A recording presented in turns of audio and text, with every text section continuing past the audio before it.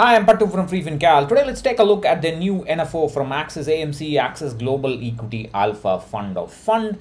The NFO period has just started. This is a fund of fund that will invest in an international fund called the Schroeder International Selection Fund Global Equity Alpha. This is a large cap oriented fund that can invest across countries in any stock market. So you may remember our previous reviews of the Franklin feeder fund, which invests in the US Opportunities Fund, and the ICICI Prudential US Blue Chip Fund, which directly invests in US stocks. In both these funds, one common problem was active management found it very difficult to beat the benchmark, and also there were the expenses played a big role, because the Franklin fund had an expense of about 0.75 or something like that. The direct plan had 0.5%, the regular plan had 1.5%, something like that. And you can expect the same kind of problem with this fund straight away, because I had read in one newspaper report that someone from the AMC had a target of 1,500 to 1,000 crores of AUM in the NFO stage, which means the bank, the Axis Bank guys will start heavily pushing this. There will be a very heavy commission for them. You can expect 1.5% commissions on top of the 0.8% commission that is already 0.8% expense that is already existing for the underlying fund, that is the Schroeder fund. So and also the direct plan will have 0.5% expense definitely. I think 0.5% expense for simply taking our money and putting it in some other fund is just too high, because you have Motilal Oswal Nifty, not Nifty, Motilal Oswal S&P 500 index fund, which has got the which directly invests in the 500 US stocks, and that has an expense ratio of only about 0.5% for the direct plan. So there's no excuse for charging so high expenses for simply investing in a fund of funds. So that's just not acceptable. So straight off the bat, you can just look at that and reject it. There's no need for you to dig any deeper. But then let's look at this. Look at the fund. This Schroeder ISF Global Equity Alpha. This basically, according to Morningstar, it says it will invest. It has got a growth. It will invest in growth-oriented stocks. That is, the fund manager will choose stocks that he or she believes will outperform the market in the short term, and they will choose that kind of funds. Again, this is domiciled in Luxembourg, just like the Franklin US Opportunities Fund. So this has got an expense ratio of 0.84%. It's benchmarked to the MSCI World net return US in USD index, and the top 5 regions as per the latest fact sheet is, as usual, it's heavily tilted to the US. 66% in the US. The Eurozone is 30%. Euro, other than the main Euro, that is countries which are not part of Euro region, I think that's 7%, 7.5%. United Kingdom is 5%. Asia is about 5%, and so on.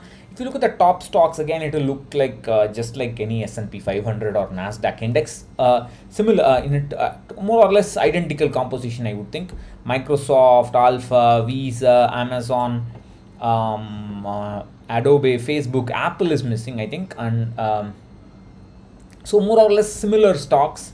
And I mean, you expect a little more healthier mix. It's there. I'm not saying it's not there, but 66% in towards the US is a little bit disappointing. But that's how the current trend is, and I don't know how it will be in future, and so on. Anyway, so the pink line you see here is the S&P 500 in USD. The white line is the Schroeder fund, that's the underlying fund. The benchmark, the MSCI World Index net return in USD, is shown in blue, and these are rolling returns over every possible 5 years since the inception of the Schroeder fund. You can see that the white line is more or less below the blue line. So the fund, the underlying fund, has not really been able to outperform the MSCI World Index. Forget the S&P 500. That's not that comparison is not correct. Yeah, although it's tempting to compare, so I've compared it,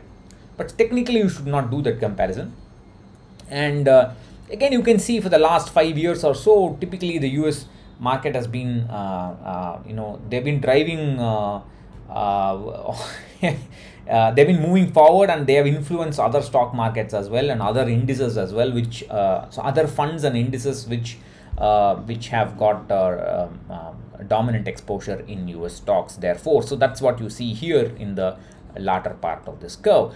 But the message is that the underlying fund of this this Axis Alpha Global Fund has not been able to beat its benchmark. So definitely when you invest in it, your returns are going to be that much lower because of additional expenses. So there's really no need for you to consider this when you have a good option. I mean, when the Nasdaq fund from the ETF was there, and then they added a fund of fund based on it, I was not very enthusiastic about it. I'm still not enthusiastic about it. But you have, I think, as of now, the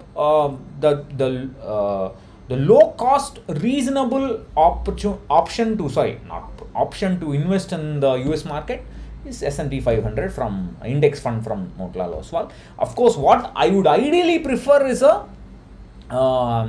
much more diversified, geographically diversified world index fund, and you can have a fund of fund investing in index fund. That's acceptable. But the problem is our fund of funds, they are all choosing actively managed funds, and actively managed funds, they themselves have very high cost, and they themselves are not able to outperform the index. So why are you going to why do you want to put your money in such a fund? That's the simple logic. And this is over 10 years. It's not much of data, but that's again, the white line is below the blue line. That's expected. So please avoid this fund. There's no need for this fund. And that's what I gotta say. And what is this news about PGIM, the fund? Everybody seems to be talking about it. I'll write about it, but don't invest in any fund that just given you last 1 year high returns. That's just not right. All right. So I'll catch you later. Bye bye.